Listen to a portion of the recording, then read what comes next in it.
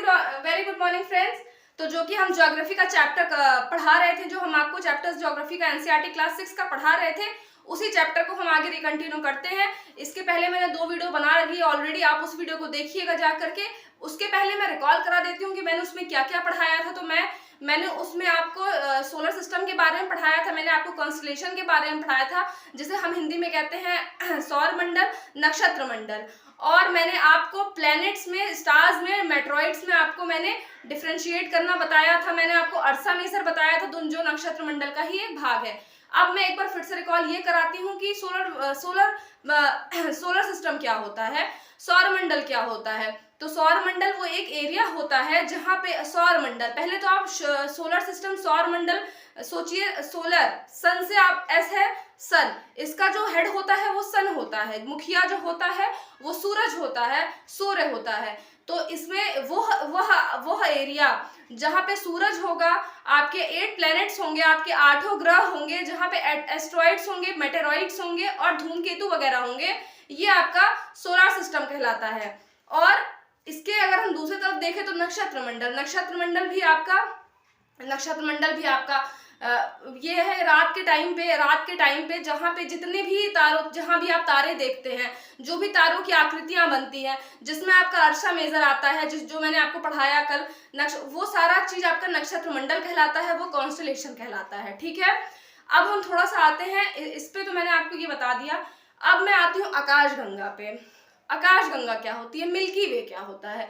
तो आकाशगंगा बहुत बड़ा एरिया होता है, जहाँ पे आसमान, आकाश का वो बहुत बड़ा एरिया, यूनिवर्स का वो बहुत बड़ा एरिया, ब्रह्मांड का वो बहुत बड़ा एरिया, जहाँ पे सोलर सिस्टम होता है, उसी में आपका नक्षत्र मंडल होता है, उसे हम कहते हैं आकाशगंगा। हमारी जो आकाशगंगा है वो है मिल्की वे।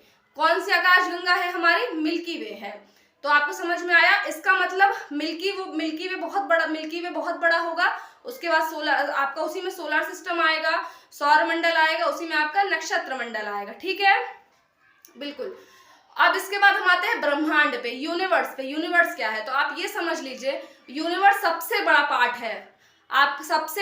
है, जिसमें बहुत सारी आकाशगंगाएं हैं। जैसे हमारी जो आकाशगंगा है वो मिल्की वे है, उसी में आपका सोलर सिस्टम आता है, उसी में आपके सूर्य, सारे प्लैनेट्स आते हैं, सारे तारे आते, असंख्य तारे आते हैं। जो कुछ भी आप जानते हैं, जो कुछ भी आप देखते हैं, वो सब कुछ आता है आपकी आकाशगंगा में। आप ये सोच के देखिए कि इस तरीके की बहुत सारी आकाशगंगाएं हैं, असंख्य आकाशगंगाएं हैं। बहुत सारी आकाशगंगाओं से मिलकर ब्रह्मांड की रचना हुई है, यूनिवर्स की रचना हुई है। बहुत सारे मिल्की वेज से बन करके ही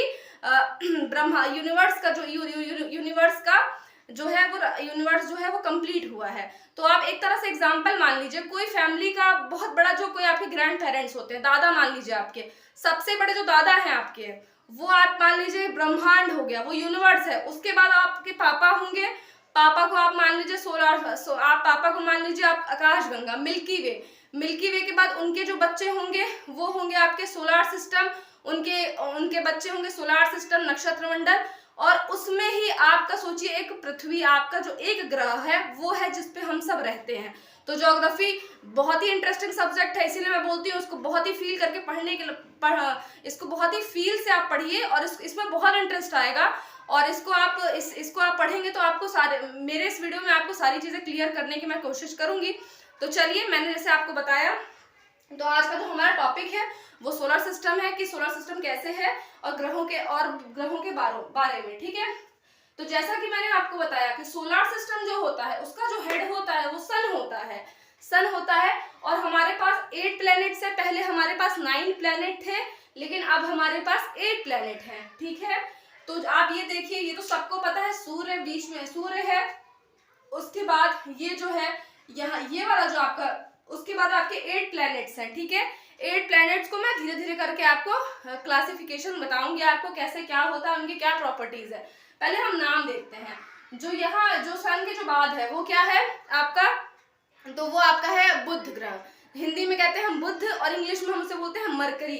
तो आप सब जानते हैं ये कौन सा होगा आपका, ये ऊपर वाला कौन सा होगा, तो ये मरकरी होगा। ठीक है, ये आपका होगा मरकरी, जिसे हम इंग्लिश में बोलेंगे बुध, हिंदी में बोलेंगे बुध, ये आपका मरकरी हो जाएगा। उसके बाद आपका दूसरा जो ग्रह आता है, ये सीक्वेंस वाइज ही होता है, जैसे मैं बता रही हूँ वैसे ही होगा।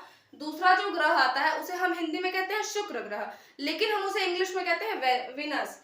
ठीक है, इंग्लिश में हम इसको क्या बोलते हैं, तो इंग्लिश में हम इसको बोलते हैं विनस और हिंदी में हम इसको बोलते हैं शुक्र।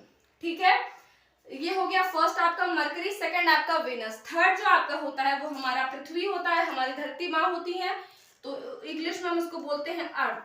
ठीक है, हिंदी में हम इसे बोलेंगे पृथ्वी। आप लोगों को समझ में आ रहा होगा।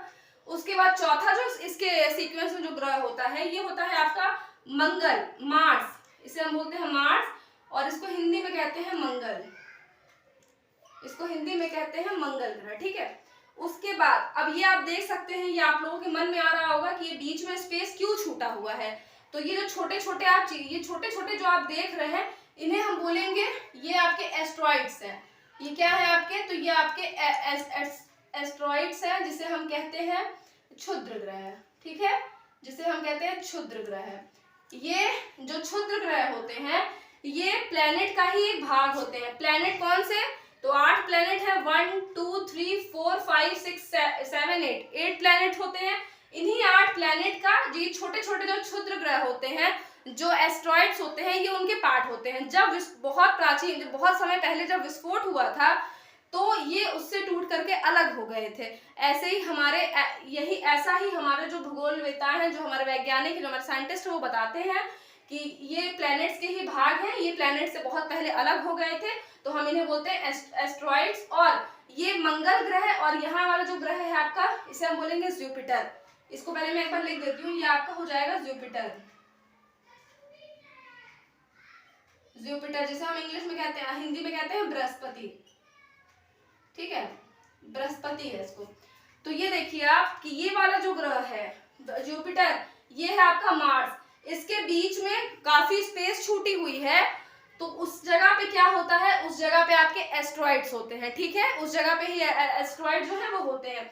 तो mercury, Venus, Earth, Mars, Jupiter. अब आपका सेकंड क्या आएगा, तो सेकंड जो आपका आएगा वो आएगा सैटर्न, जिसे हम कहते हैं हिंदी में शनि। सैटर्न हिंदी में कहते हैं शनि। उसके बाद आपका आएगा, एक मिनट में लिख दूं, उसके बाद जो आपका सैटर्न, उसके बाद जो आपका आएगा वो आएगा आपका यूरेनस। यूरेनस हिंदी में कहते हैं अरुण। और फिर उसके बाद आपका आएगा नेपच्यून, हिंदी में कहते हैं उसको वरुण। ठीक है, तो आप पहले एक बार नाम देख लीजिए 8 ग्रह के। फर्स्ट है Mercury, Venus, Earth, Mars, Jupiter, Saturn, Uranus, Neptune. मतलब आपके 8 प्लैनेट्स हैं। प्लूटो अब पहले प्लैनेट था, बट वो 2006 में वो प्लैनेट की श्रेणी से हटा दिया गया है।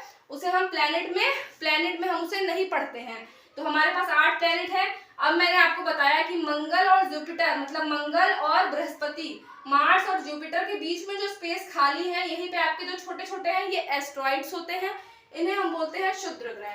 ठीक है, अब हम आते हैं मरकरी पे। सबसे पहले हम आते हैं मरकरी पे। जो मरकरी है, जो बुध ग्रह है, ये जो है हमारे सन से, ये हमारा जो सूर्य है इससे बहुत नजदीक है। सबसे छोटा ग्रह है ये। आप लोग इस चीज को याद रखिएगा, ये सबसे क्या है, तो जो ये बुध है ये सबसे स्मॉलेस्ट है, सबसे छोटा ग्रह है। ठीक है, ये सबसे छोटा ग्रह है, ये स्मॉलेस्ट है। और ये जो है